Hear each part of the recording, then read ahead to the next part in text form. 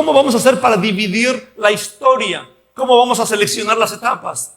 Pues los teólogos, entre los siervos de Dios que hay, han hecho unas distinciones bien particular de las diferentes etapas. Y una de las más comunes o las más populares se le conoce que se divide la historia de la humanidad basado en dispensaciones. Si es una palabra que no la habían escuchado, pues la vamos a usar mucho y pueden tomar nota, porque cuando hablamos de dispensaciones estamos hablando de periodos en los cuales Dios determina la relación entre Él y los seres creados. Más o menos los expertos han hecho una lista de 7 dispensaciones. Vamos a empezar con la primera y nos vamos a ir consecuentemente en los próximos domingos. Y obviamente vamos a llegar a la temporada actual y a lo que viene. Pero vamos a empezar por lo primero, la primera dispensación. Sin antes decirles que esta palabra, la palabra dispensación, surge en la Biblia, no es un invento de alguien. En Efesios 3, por ejemplo, del 9 al 10, dice: y de aclarar a todos cuál sea la dispensación del misterio escondido desde los siglos en Dios, que creó todas las cosas, para que la multiforme sabiduría de Dios sea ahora dada a conocer por medio de la iglesia a los principados y potestades en lugares celestiales.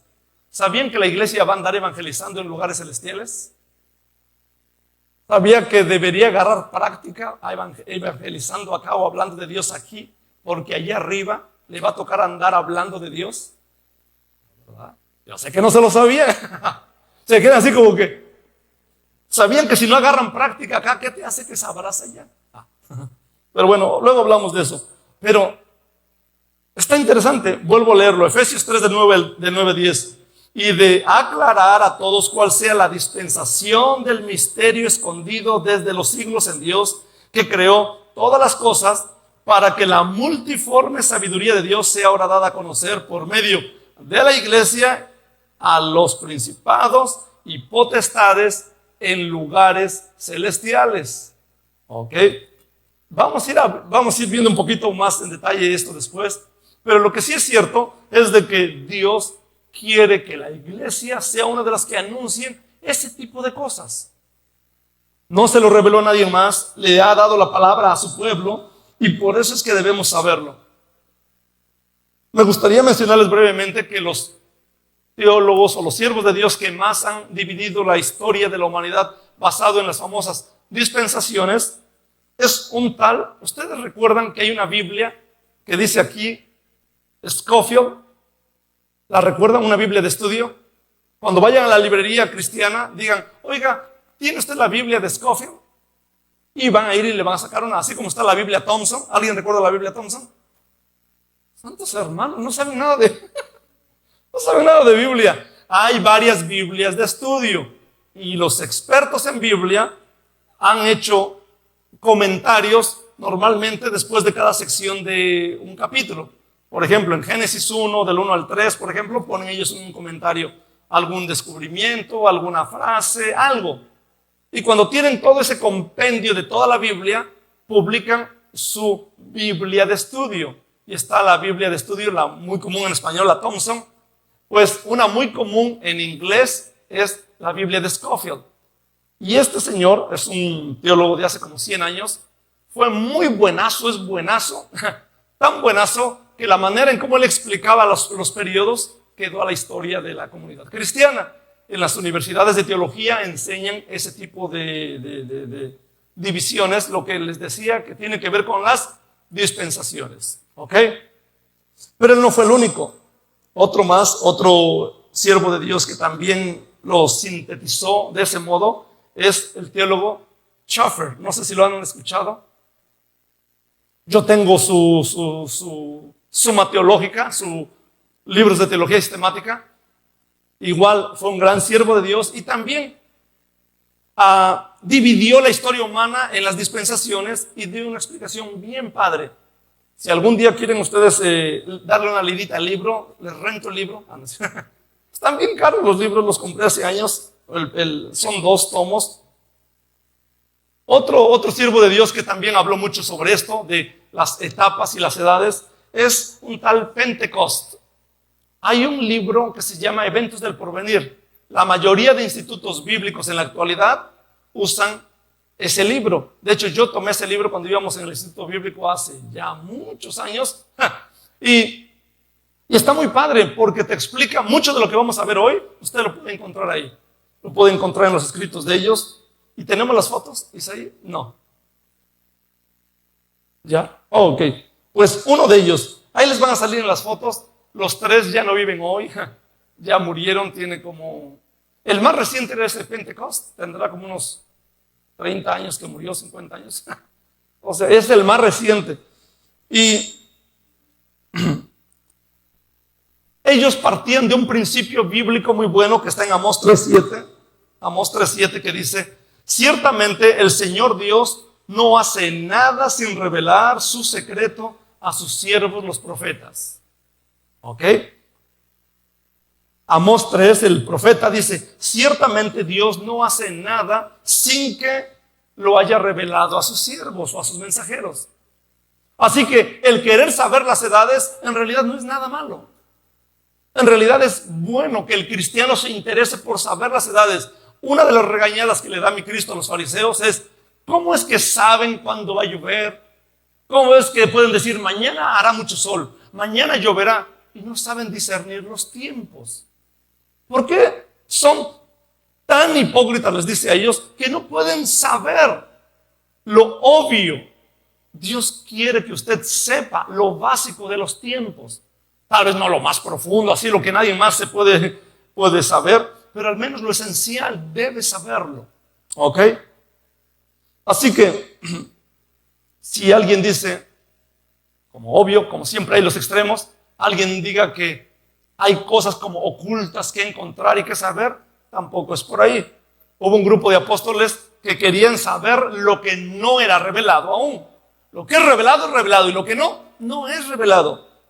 Y también mi Cristo le pone un stop a ellos. O sea, al que no tiene o no quiere interesarse por los tiempos, la Biblia le manda a que lo haga. Pero a quienes le quieren buscar inventar de cosas, la Biblia dice: no lo hagas. Mira, los discípulos le preguntan a mi Cristo: ¿cuándo vas a restaurar a Israel? Dinos cuándo, el año, la fecha. Y les dice mi Cristo: no les corresponde a ustedes saber ese tipo de tiempos ni las épocas que el Padre ha fijado con su propia autoridad. Por eso es que vamos a hablar hasta donde la Biblia habló y vamos a callar donde la Biblia cayó. Eso es simple. ¿Ok? Así que vayamos a la primera etapa. La primera etapa, esto de la dispensación, o la primera dispensación, se le conoce como la dispensación de la inocencia. Vamos a hablar 7, hoy solamente vamos a ver una. Y se le conoce como la dispensación de la inocencia. ¿Y saben cuál es esa dispensación? Es específicamente ese periodo entre que Dios hace a Adán y Eva y, por así decirlo, se termina con la caída de Adán y de Eva. Cuando ellos pecan, ahí se termina la primera etapa. Se le llama dispensación, yo les dije, porque es un periodo en el cual Dios determina las reglas de cómo va a ser la relación entre Él y los humanos. En ese momento, en esa etapa, hay ciertas cosas que no sabemos. No sabemos, por ejemplo, qué tiempo duró esa etapa. No podemos saber si duró 100 años, 10 años, 1 año, no se sabe. Sin embargo, hay cosas que sí sabemos. Por ejemplo, vamos a hacer algunos puntitos. Número 1. Número 1, que Dios les dio órdenes. Una orden era: poblen la tierra. Eso era una orden. Otra cosa era: gobiernen la tierra. Otra orden que tenía era: tengan dominio sobre los animales. Otra cuarta orden: cuiden el jardín. Otra quinta orden: no coman del árbol del bien y del mal. No estaban los conceptos de salvación, de arrepentimiento, de perdón. No estaban esos conceptos entre parte de la relación entre Dios y el ser humano. No estaba presente en el ser humano eso de la tendencia al pecado.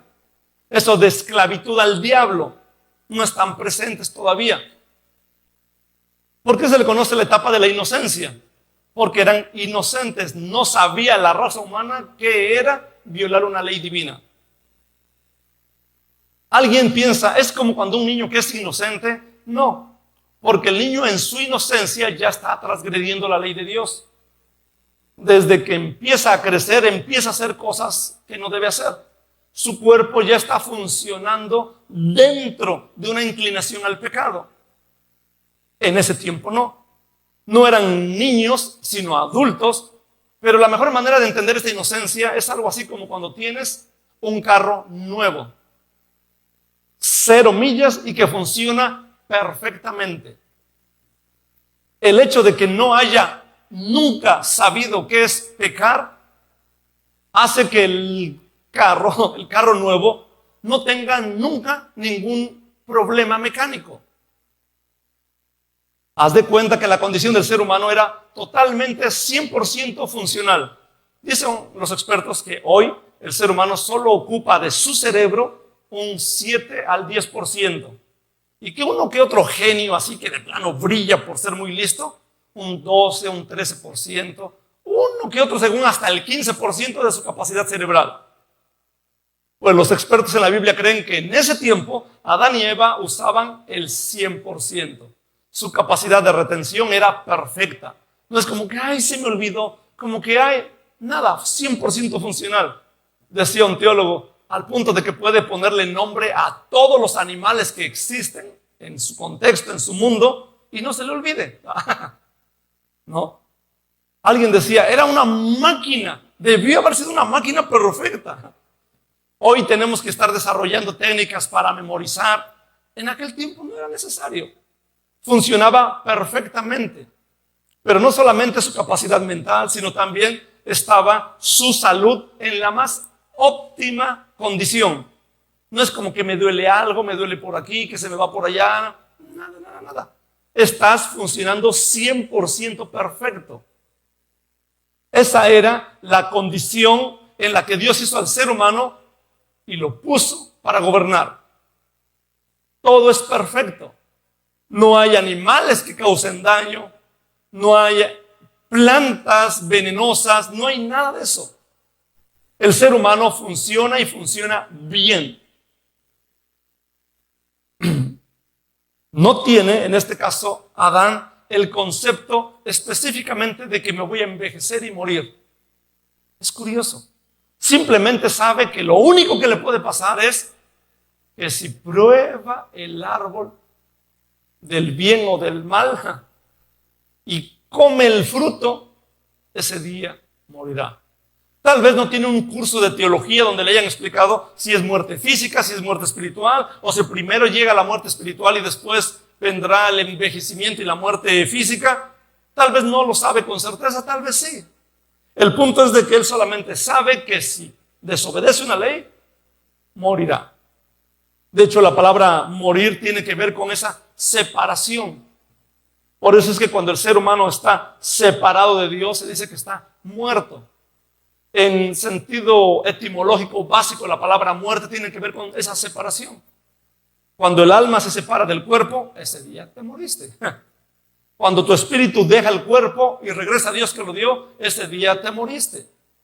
En realidad, a lo que le llamamos la vida física, se termina cuando se produce esa separación de entre lo espiritual que une al humano con su cuerpo físico. Ahora, no se sabe mucho con certeza de esa etapa. Yo les decía que se le conoce como la dispensación de la inocencia, porque no han experimentado el pecado, no saben qué es pecar. Y algunos, ve que siempre, yo les decía, siempre está aquel que va más allá, que se inventa historias.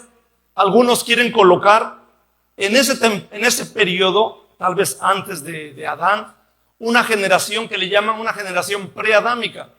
Dicen, pues parece ser que hay una como palabra que podría indicar que hubo una generación antes de Adán y que fue destruida y que después surgió la raza humana. Yo les dije hace rato, si Dios no menciona eso, ¿para qué inventarle cosas? No. Pero también está otro, uno de ellos fue un gran, supuestamente pensador, Filón de Alejandría. Él decía que los árboles no son árboles y que los ríos no son ríos y que el jardín no es jardín. Él desarrolló lo que se le conoce un método de interpretación que se le llama el método alegórico. Y Filón de Alejandría decía, los ríos que salen del Edén no son ríos, sino que son virtudes. La virtud de la verdad, la virtud del amor, la virtud de mi abuelita, ¿no es cierto? Miren, si nos ponemos a inventar cuentos, vamos a llegar a... Por eso es que vayamos a lo que la Biblia dice. La Biblia dice que era un árbol, que tenían que comer del fruto, que para pecar tenían que comer del fruto, comieron o no comieron del fruto. Era un árbol y eran ríos, y era un jardín literal, que hay que trabajarlo y cultivarlo, es un hecho. Pero, vuelvo al punto, vayamos a lo básico y lo que dice la Biblia, y lo que no diga, no lo inventemos. Hay dos palabras griegas que se ocupan cuando se va a analizar la Biblia. Una de ellas es exégesis. La exégesis tiene que ver con estudiar la Biblia o un texto y extraer lo que el texto dice. Eisegesis es estudiar la Biblia y meterle al texto que diga lo que el texto nunca dijo. Alguien mencionaba que era como si fuera una caja. Y cuando tú haces exégesis, tú estás sacando lo que el texto está diciendo. Pero una eisegesis es cuando tú agarras ideas de afuera y las quieres meter dentro del texto. Pero si el texto no dice blanco, no digas blanco. Digo o hago esta aclaración porque algunos que quieren simpatizar con la teoría de la evolución dicen, del capítulo 1 de Génesis, del versículo 1 al 2, hay una brecha de millones de años. Y es ahí donde cabe la teoría de la evolución. Ahí está.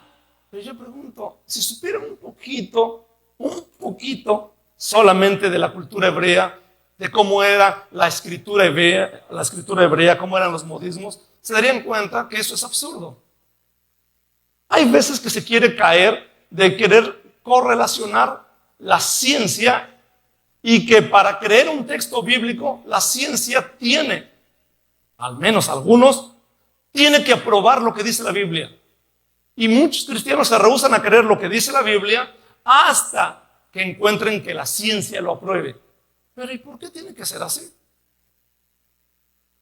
Si a eso le agregamos que hay algunos, no todos, pero hay algunos científicos que son totalmente ateos y que buscan esas maneras de rechazar y de menospreciar a la Biblia y tratarla o tacharla de equivocada, y entonces es absurdo querer relacionar ambos descubrimientos. Yo solo sé una cosa, que la Biblia dice, en un periodo de corto, el mundo fue formado. Que si hay científicos que lo puedan demostrar, felicidades. Y si hay científicos que no lo pueden demostrar, es su problema. Pero, volviendo al punto, lo que diga la Biblia es simple y sencillamente lo básico, no le invente, no le meta, solamente es que si la Biblia dice que creó a Adán y a Eva, está bien. Que hubo un árbol de la ciencia del bien y del mal, ok. Hubo unos que decían que ese pecado de comer el fruto, decían que era la sexualidad y que lo que sucedió, porque aquellos que tienen revelaciones sobrenaturales, es de que Adán y Eva tuvieron relaciones íntimas y dicen ellos, ese es el fruto. Eso fue lo que pasó. Pero también es absurdo. Dios les había dado órdenes de que se multiplicaran y que no había ningún problema. Así que, si la Biblia, vuelvo al punto, dice blanco, digan blanco. Si no dice nada más y guardó silencio, guardemos silencio, ¿ok? Ahora, en esta primera etapa surge algo que se le conoce como un pacto de Dios con Adán. Se le conoce como el pacto adámico.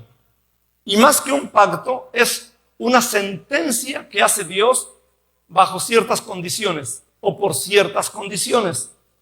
Y eso está, por ejemplo, en Génesis 3, 14 al 15. Voy a leerlo y dice así.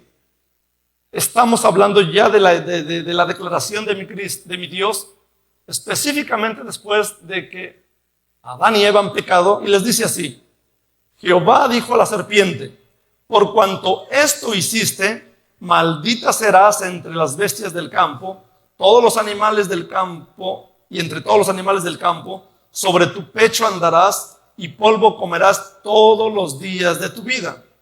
Y pondré enemistad entre ti y la mujer, y entre tu simiente y la simiente suya.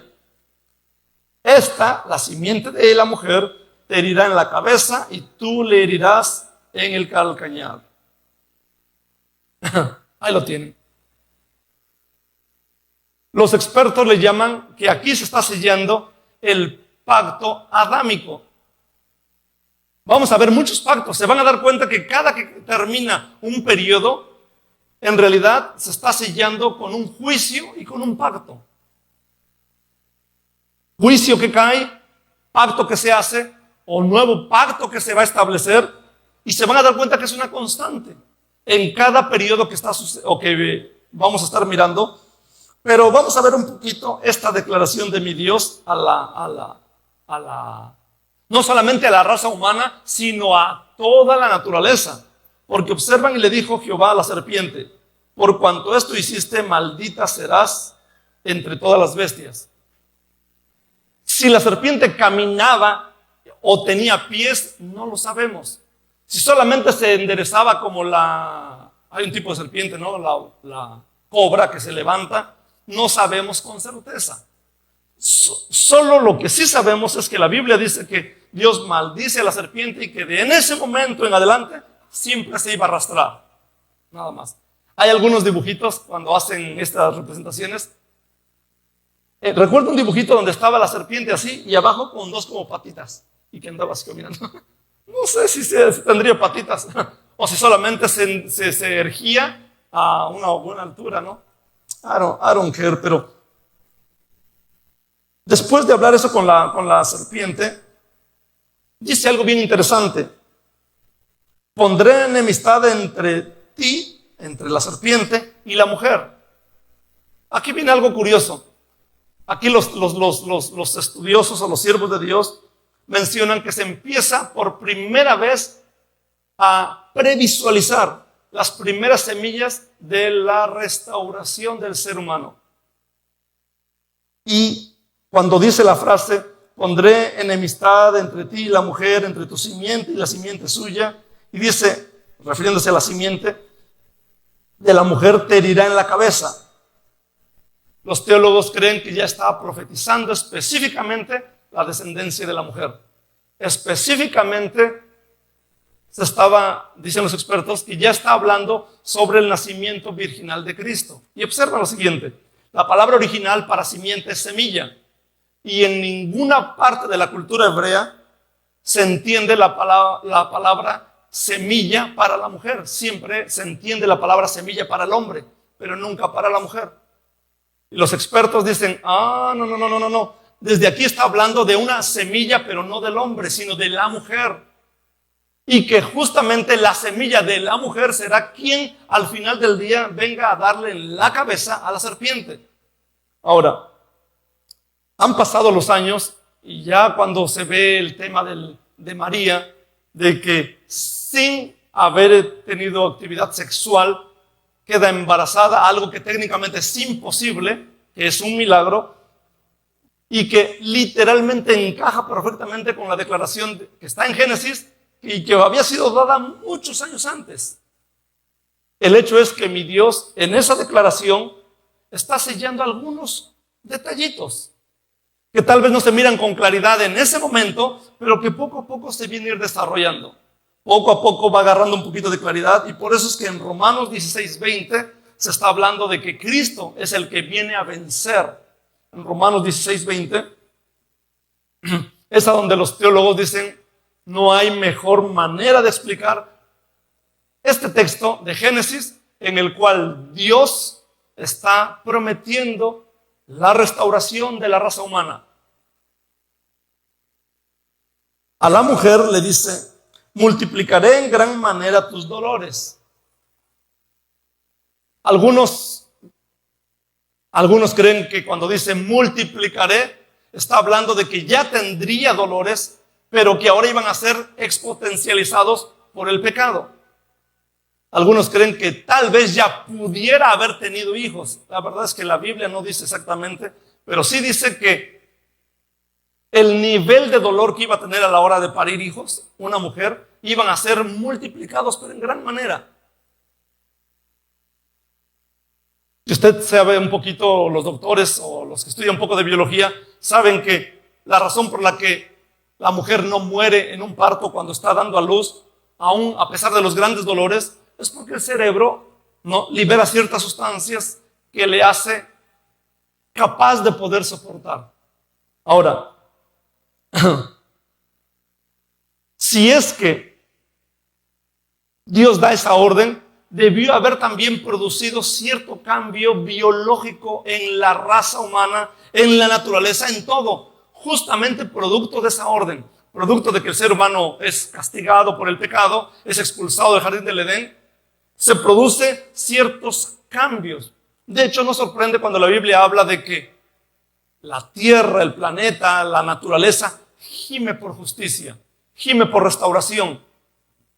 Los estudiosos creen que la tierra, la naturaleza misma, sufrió esa transformación, esos cambios, producto del pecado. La Biblia habla que Dios maldice a la tierra a causa del hombre.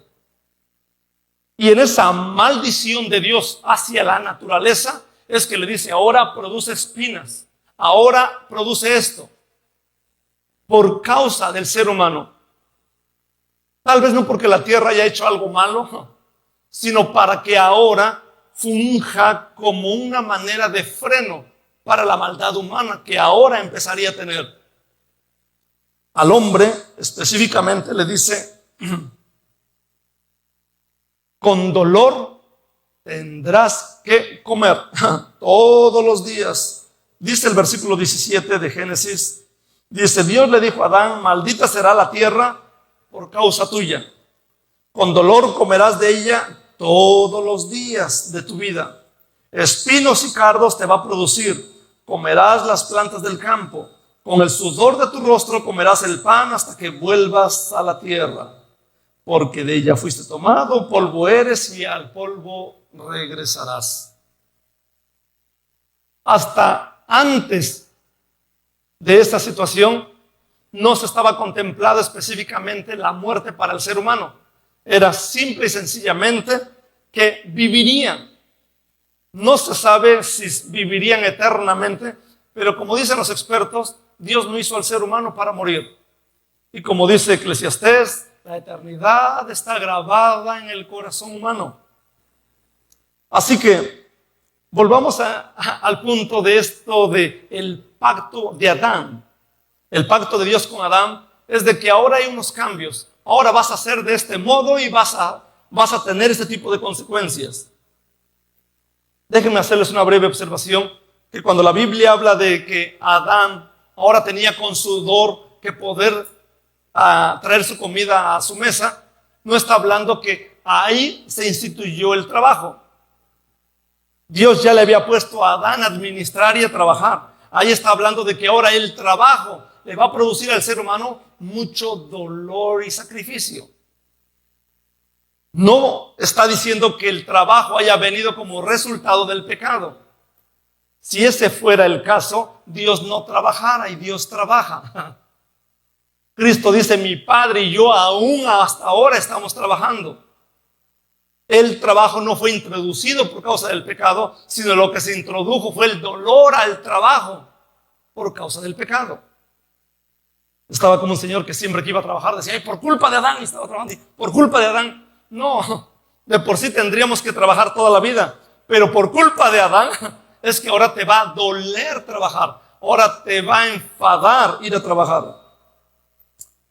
Ok, ahora termina esta etapa de la inocencia cuando el ser humano se le acaba su inocencia y por primera vez experimenta que es violar una orden, violar una ley de Dios. no se contempla, observen, todavía temas como el infierno o el cielo. Es un hecho que ya está el tema del infierno, porque el infierno es preparado para el diablo, pero la mayoría de expertos creen que ese infierno fue creado mucho antes y que la expulsión del diablo del cielo fue mucho antes. Así que es un hecho que para ese tiempo ya está el infierno creado, pero no era contemplado un lugar para el ser humano. Por lo tanto, en este periodo de la dispensación de la inocencia, no está el ser humano contemplado ni para ir al infierno, ni se habla del perdón, ni se habla de nada, porque el ser humano está en inocencia. Se termina ese periodo de inocencia cuando el ser humano peca y entra una nueva etapa, otra dispensación, y es la dispensación número 2. Se le conoce como la dispensación de la conciencia, y esa no la vemos hoy, esa la vemos la otra semana. Ok, mis hermanos, resumamos en 2 o 3 palabras lo que les dije hoy. Uno, que las maneras en cómo se dividen los tiempos en realidad son maneras en cómo Dios ha tratado con el ser humano. Así como Dios tiene tratos especiales en diferentes etapas de su vida, es una muy buena manera de entender cómo Dios trata con la humanidad desde los albores de las civilizaciones hasta el presente. La manera en cómo responde el ser humano a Dios, la manera en cómo el ser humano reacciona a su relación con Dios, es como los periodos van cambiando. Digo esto para decirles que cuando la Biblia dice que Dios mueve los sazones y los tiempos, no estamos hablando de que Él lo hace sin razón alguna. En realidad, el fin de la primera etapa terminó no porque Dios haya decidido que se terminara, sino hasta que el ser humano transgrede una ley. Dios siempre ha querido extender sus misericordias, extender los periodos y evitar juicios. Pero cuando el ser humano se enferma y se aferra a querer hacer su propia voluntad, es cuando vienen y se cierran etapas. Déjenme traerles una breve aplicación a cada uno de ustedes, porque tal vez digas, bueno, Dios también, ¿qué me ayuda en mi vida cristiana? Al menos a entender algunas cosas, que muchas etapas en tu vida terminarán no porque Dios quiera que terminen, sino por decisiones que ustedes toman en su relación con Dios. Hay veces que dicen, bueno, si Dios quiere que quede un presidente, pues va a quedar. Sí, pero cuando tú vas a votar, tú estás ejerciendo gran parte de tu responsabilidad. Y entonces eso va a hacer que muchos periodos se acorten o se alarguen. No es como que Dios, miren, hay veces que la sociedad se expresa de Dios muy humillantemente. Pues Dios dice, no, pues Él es el que hace, de por sí Él lo hace como Él se le antoja. Ay, no, yo sé eso. Pero Dios siempre ha querido que el ser humano coparticipe con Él. Siempre ha esperado a que el ser humano responda a su llamado. Dios ya había dicho que iba a destruir a Nínive, pero no la destruye. ¿Por qué? Porque Él espera que con la predicación de Jonás, tal vez la nación se arrepienta y se extienda ese periodo para esa nación.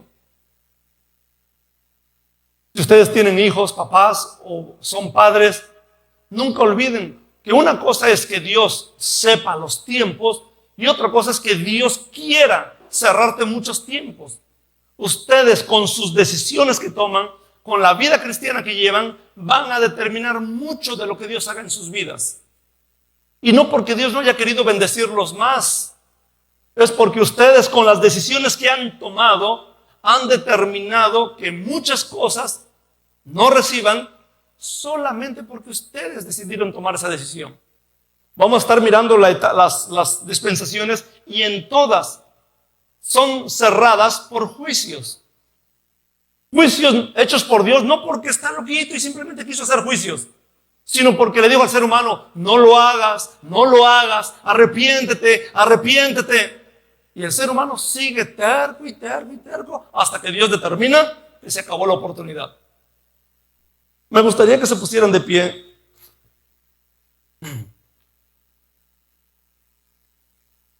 Dice Daniel 2, 21 al 23, Dios es el que muda los tiempos y las edades, quita reyes y pone reyes, da la sabiduría a los sabios y la ciencia a los entendidos. Él revela lo profundo y lo escondido. Me gustaría que hoy analizaran un poco su vida, y si ustedes están en esa etapa, en la etapa en la que Dios todavía quiere seguir tratando contigo, y Dios todavía te está dando oportunidades, y Dios todavía no te ha desechado, y Dios todavía quiere mostrarte su misericordia, entonces dile: Dios mío, muchas gracias. Pero dile: Dios mío, no cierres estas bendiciones para mi vida.